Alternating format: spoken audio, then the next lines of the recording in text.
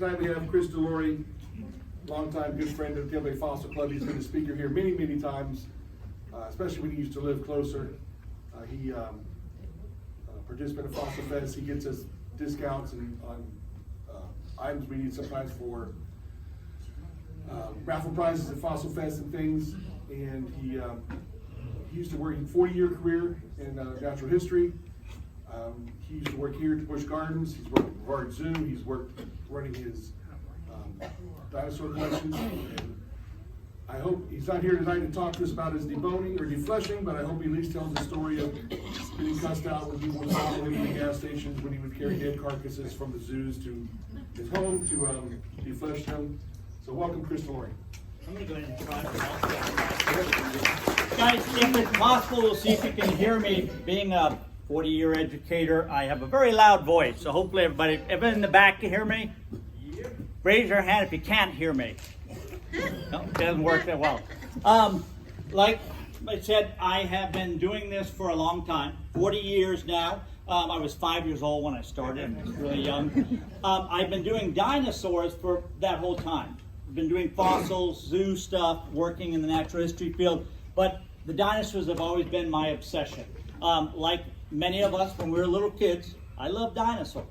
Most of you guys grew up. I did it. I still love dinosaurs. I still get to play with dinosaurs. Worked in the zoo world for a very long time, loved it, but always kept my hand in the dinosaur world. And about 4 or 5 years ago, right before COVID, I decided I wanted to do dinosaurs full time and left the zoo world with all these plans to travel all over the world doing some work, and then COVID hit and that didn't quite work as well. But the great thing is we did get a chance to do more work in the lab. For me, during COVID, I found fossils that I had no idea I had. Some of them were from Lycie that I had wrapped up in tinfoil 25 years ago and never even opened them up. I was like fossil hunting all over again. And some were dinosaur specimens that we had gotten from jackets, opened up, and it was unbelievable what was in some of these jackets. Some of the, unfortunately, one of the jackets I opened up had a mummified dead raccoon in it that a friend thought would be very funny to jacket and send to me. But most of them had very cool things in it. That wasn't in it. So I've been going out to the dinosaur sites out west for the last probably 30, 35 years. And having a chance to spend time out there really is pretty amazing. But it's a very different world than what we do here in Florida. Most of the dinosaur sites you go out there are very dry, dusty. You're on dry land. They're not like ours. We can't go into a river until this site came along. Martin's Jurassic Park, we started working, it's a Jurassic dinosaur site. We started working with it 3 years ago. What I love about it is the first dinosaur site I've ever found that has dinosaur fossils in the river. My daughter and I were wading across the river the very first time we were in the site, and she goes, "Hey Dad, what's this?" And she had a beautiful Stegosaurus toe bone right in the water.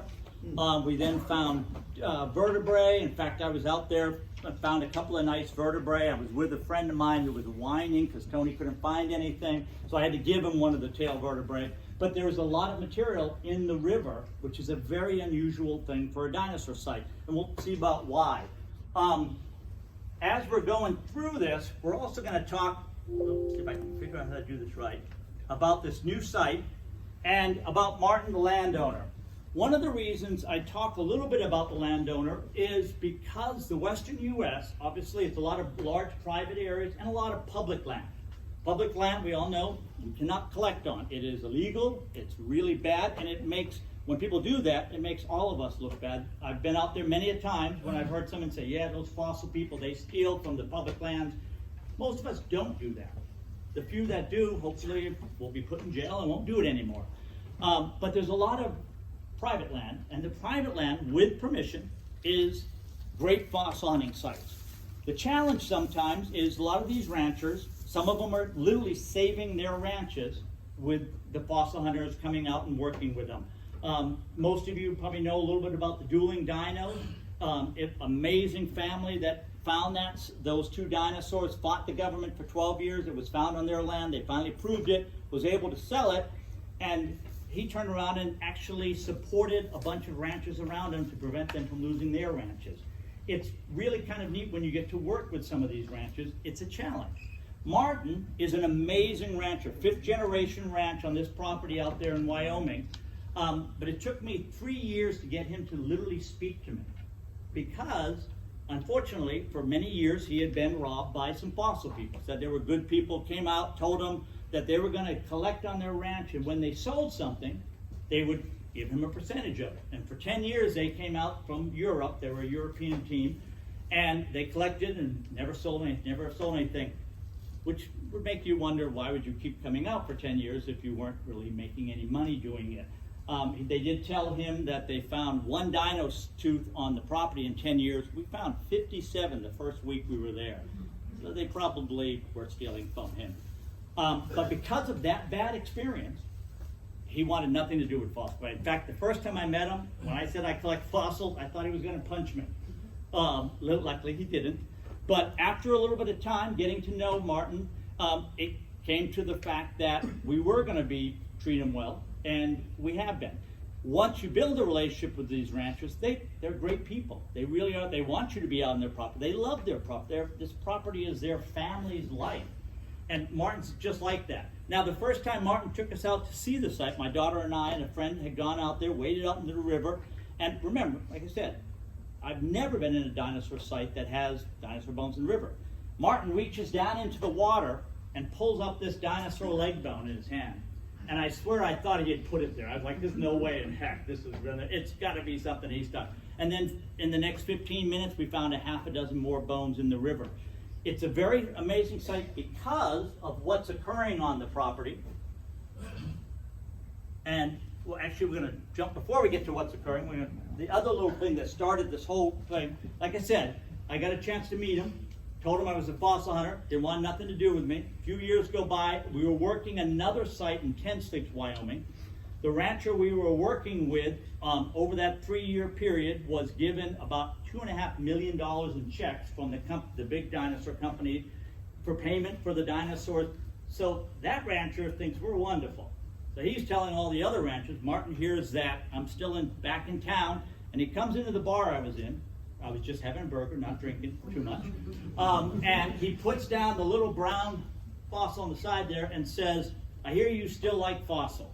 I said, oh yeah. And he shows me this, and he said, this is a bone from my site. You want to come and see some more? So we head out there with him, get it, like I said, into the river, and down on the side of the river is this big chunk of rock that has fallen off the cliff. And it's got bones sticking out of it. That's an Allosaurus pelvic bone. There's Allosaurus teeth. There are bones literally sticking out of the rock. And I was like, and it blew my mind. I was very excited. And Martin said, that one's no good. Look at the next one. And we found another one and another one. And there were rocks all over the river because his site is a multi-layered dinosaur site that is got a river cutting into it.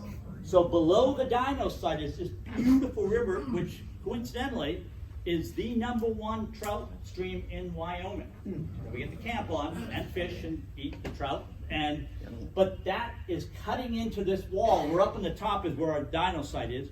And if you look at the wall, there's one layer after another layer after another layer all the way down. There's 150 feet of Jurassic dinosaur bones coming out of this wall in layers. It's kind of interesting. You'll see a layer with bones, 20 feet, nothing. And then another layer of bones, and then another 20, 30 feet. And it's just the deposition layers in that particular area. But because that river's been cutting into the wall, it's been dumping bones into it for years. In fact, Martin had told us when he was a kid, they used to stack up the dino bones and sit on them when they were fishing in the river. And I kept asking, where are those piles that you were sitting on? But they were probably washed away years ago. But as the river's cutting into it, we're finding a lot of material. The challenge is the dig site's up on top of the cliff. We're up at the very top. We get to this dig site. We start going out there, and you may recognize some of the criminals that we brought out with us. But in this dig site there, you've got a beautiful layer. But what you can't really see, this right here is a 200-foot cliff that goes straight down. That line right there is a split in the rock where it's beginning to calve off. And as a paranoid person, I'm sure it's going to fall while we're there. But right along that line was the back end of an Allosaurus, full articulated skeleton we've been working on, sticking out over the edge. The second trip we had out there, Martin, with all of his big gear, brought out one of the big tractors, and Aaron, who works for me, and Brock, the lead dinosaur guy, was in the bucket of the tractor, hanging over the cliff, digging these bones out of that were falling off the cliff, and I spent the whole time thinking, I'm going to have to tell his mother that he fell off the cliff working for a bit. Luckily, he didn't. We do find a lot of material in this layer, but the other great thing about this particular site, that's a view from down where you're up on the cliff looking down into the water area, and that's that banding. If you see that band, each one of those darker bands is a layer of bone material deposited in there. We would love to go off the cliff with some ropes to go look at that, but again, it's a very fractured rock. It's not something we would do. But every season, it digs into more and more material falls down into the river. So we've been finding literally every year out there new and new material. But we have an advantage at this site, and the advantage is we can use heavy equipment. If you've ever been out dino hunting, most of your dino hunting, you're doing it with a shovel, or if you're doing it correctly, you're doing it with a spoon. So you're moving dirt very slowly, trying to get down in the layers. This one, we do it with heavy equipment. Luckily, Martin, being a rancher, he loves coming out and helping us. Comes out with the big tractors, moves entire layers, and it is pretty amazing. He can, when he gets to the layer, he can thinly slice an inch at a time with that machine and his bigger one. And at one point I asked him, I said, Martin, how are you so good at it? He said, I started doing this when I was 6 years old. He's gotten pretty good at it. But that layer, he'll cut down the layer. But remember when I mentioned earlier, we're on a 200-foot cliff. Ethan, if you look at the crack, actually, got a laser pointer somewhere. See if that'll work. Oh, maybe it does. Maybe not. Okay, we won't use the laser pointer. But there's a crack up at the top there. That is the crack that's calving off on the cliff. He is sitting on the other side, which didn't make me happy. But because of that, he's got a safety harness. We put people in harness if you're working anywhere near that cliff. But because of that cliff separating, it was exposing a lot of bone material. And some of the bone material is still, like I said, intact. That is a Camarasaurus limb. You've got the upper leg bone, tibia fibula, and then you've got an entire foot sticking out there. It is articulated. What's great is when you get, most dino sites are not like this. We all have been to the museum. You see that beautiful skeleton. You don't find dinosaur skeletons like that, except in the Dana Quarry, which is about 30 miles away from the site, and this particular site, we are now finding articulated material. Luckily, there's a lot of other stuff in it. But like I mentioned earlier, most of your digging there is with small tools. Now, after we dig through with the heavy-duty equipment, and if you're lucky, your small tool is turning up this. There is quite a bit of shed theropod teeth in the site. That's a big Allosaurus tooth. The great thing about shed teeth, like this is a little Allosaurus. Later on, you can come up and see it because I'm way in the back. You can't see that too well. But there's a little Allosaurus in the matrix there. There's a lot of them. And the reason you find a lot of them, because it was, we believe, a feeding site. A lot of the bone, in fact, we found a beautiful shoulder blade of an Allosaurus with clear serration scavenge marks all down this bone. Another Allosaurus, or Ceratosaurus, one of the big theropods, was eating this animal. And we don't know if it killed it, because you can't tell that, but you can tell it was being fed upon by it, because you can see the beautiful serration damage right along the bone. So because of that, when you start digging with the small tools, you start hitting these guys, the shed teeth. The other beautiful thing about shed teeth is they don't really have a lot of scientific significance to the skeleton.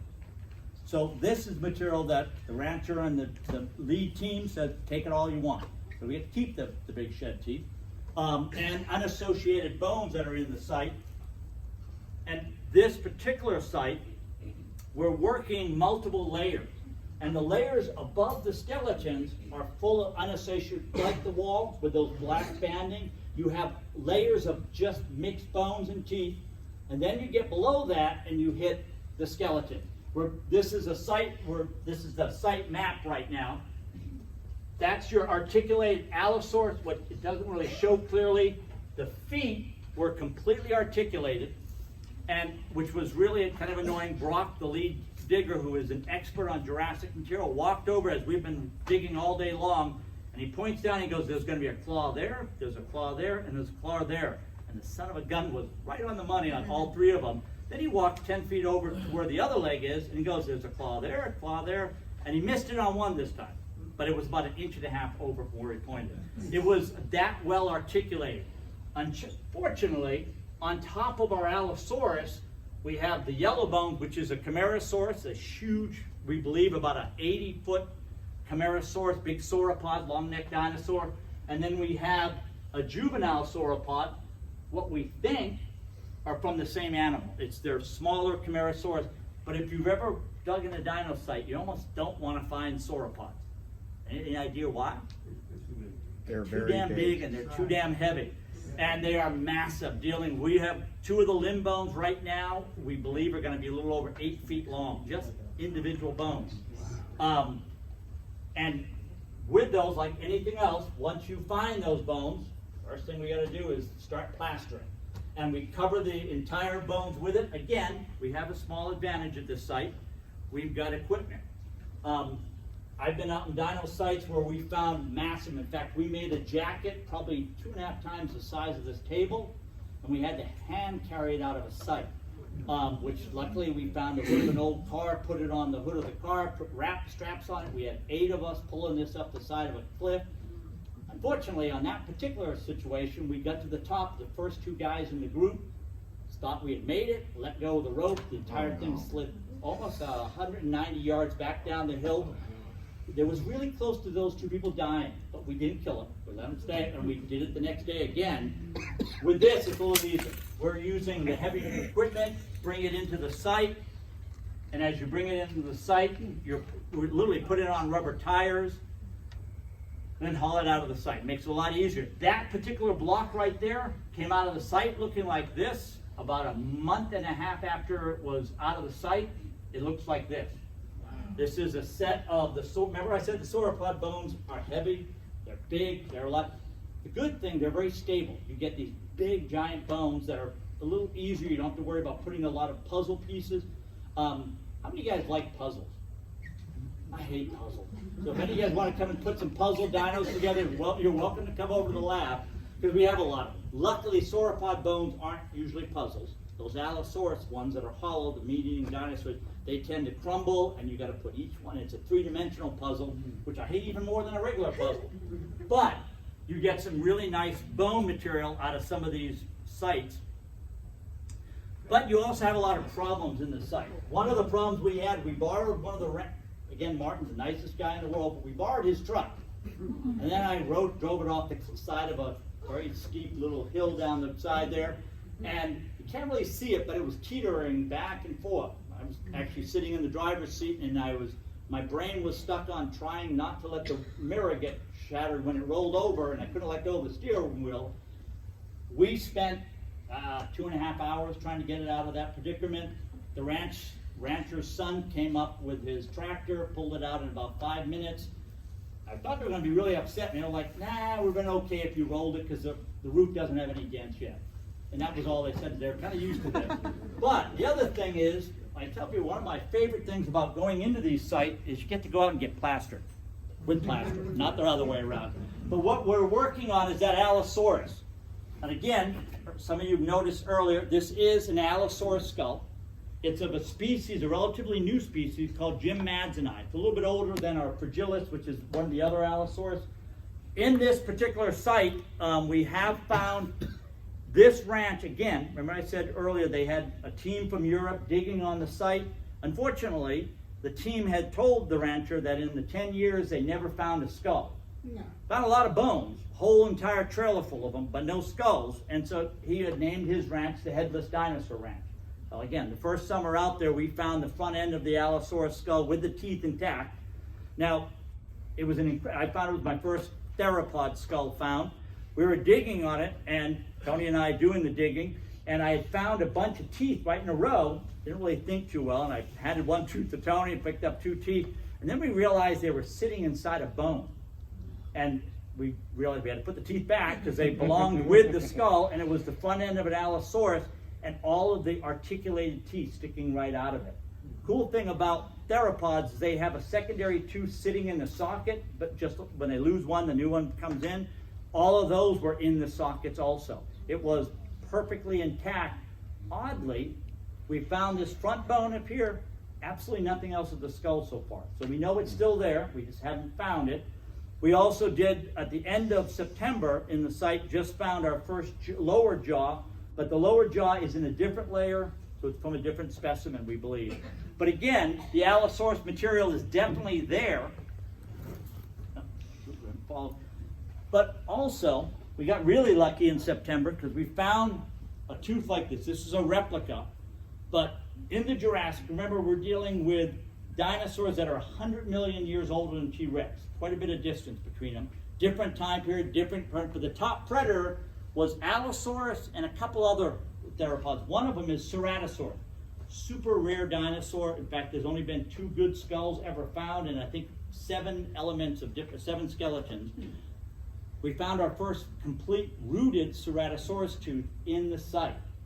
The neat thing about that is, can anyone tell me, how do you find a rooted tooth? What had to have happened? Had to die. Shed teeth you can find all over. Both plant eater and meat eater, they shed their teeth constantly like a shark. You find them everywhere.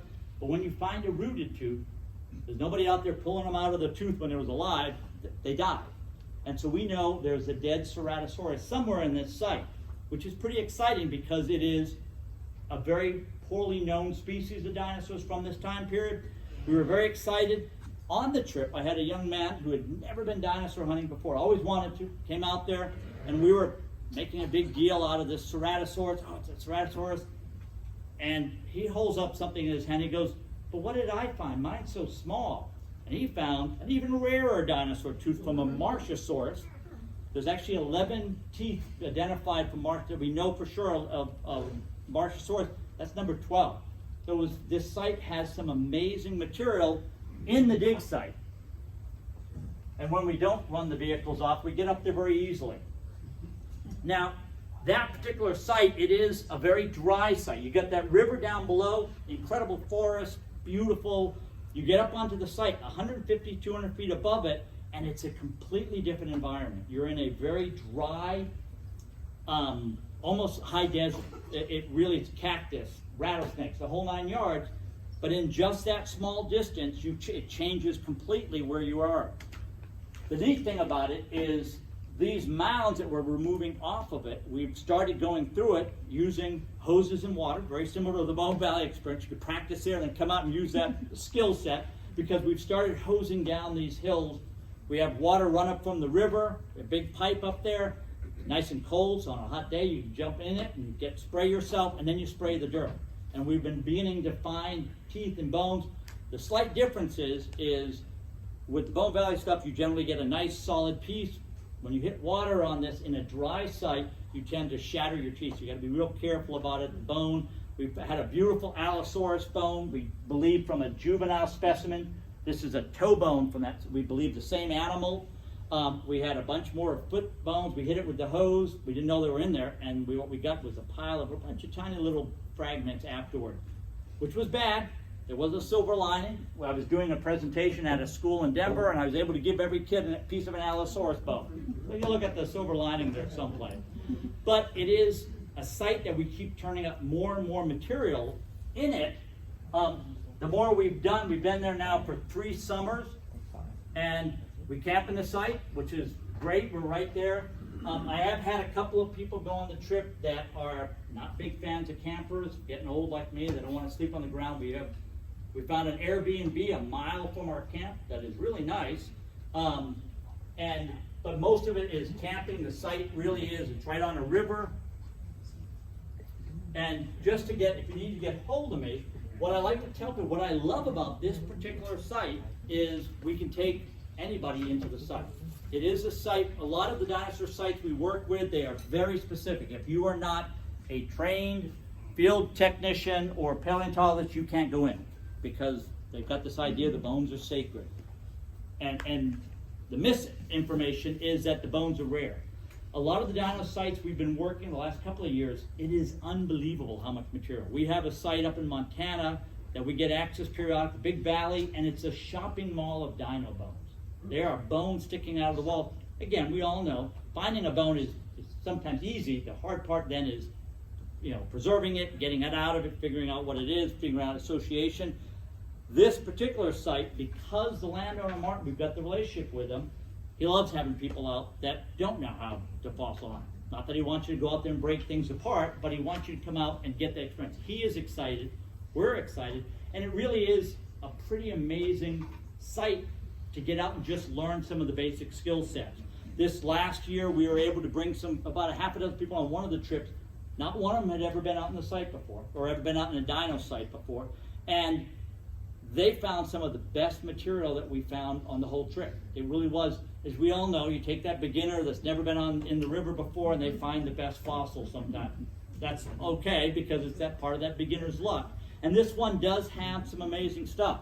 One of the other teeth we found, again, at the end, come down and take a look at it. This is a rooted Camarasaurus. This is from that, we believe, that 80-foot animal. We haven't found the skull. Unfortunately, in Jurassic sites, most plant-eating dinosaurs during the Jurassic had very thin bones, Stegosaurus, Camarasaurus, and you very rarely get skulls. You get rooted teeth because the skull's just pulverized. And I think we found the pulverized skull of this animal because we've gotten 3 rooted teeth from that area, and it's just tiny little black flecks on the ground. And a lot of that is, at that point, it's gone. But again, we're hoping as we dig more and more into this site, we'll get more and more material out of it and find just newer things in there. What I do love about Jurassic material is every person in this room knows what T-Rex is. I'm willing to bet that. I was in the Amazon a few years ago with a zoo trip in a village in the middle of nowhere, and I had a t-shirt that had T-Rex, and these little kids came up, T-Rex, and they knew it in the middle of the Amazon without anything. It's very well known. It's very well documented. The Jurassic is not so much. Jurassic layers are not as prolific, and it's a very different site. One of the unusual things is Jurassic dinosaur teeth, if they're on the surface, they shatter very quickly because they're hollow. Eventually, the theropod meat-eating dinosaurs during the Cretaceous evolved into a more solid tooth. Like you can find a T-Rex tooth sitting on the surface. I've done that before. You can't really find an Allosaurus or Ceratosaurus. Once they get on the surface, the very first winter, they shatter into little pieces. So all you're finding. It's a very different layer. It's a very unknown layer. And the best part about it is we are finding lots of new species. On the trip back in May, we believe we have one of the individuals, she had, again, never been dinosaur hunting. She was a lawyer up in New York City for her whole career, decided to go on a dino hunt, and I believe she may have discovered a brand new species of small theropod. We've got all that material being sent into right now to get looked at and figure out if it is something new there. So, well, thank you very much, guys.